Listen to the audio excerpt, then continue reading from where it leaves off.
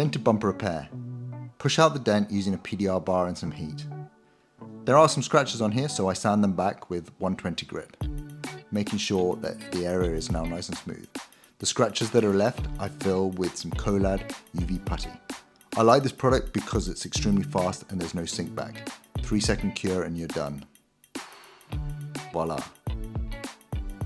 Now I can sand this back with 180 to 240. Give it a final check before applying my Octral PF131 2K primer.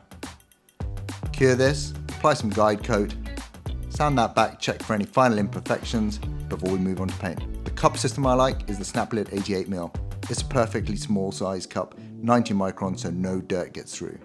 My gun setting is 2.5 fluid settings out, full fan, and this is the Segola Mini Extreme working with an aqua cap.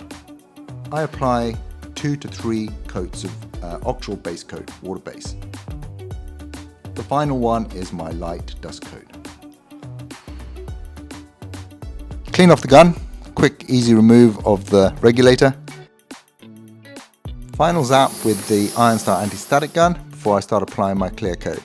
I'm using the Segola 4600 Extreme on a 2.5 fluid turns out, full fan at 2 bar of pressure. The clear coat that I'm using is the Octral C401, which is a 3-to-1, and I apply 2 full coats.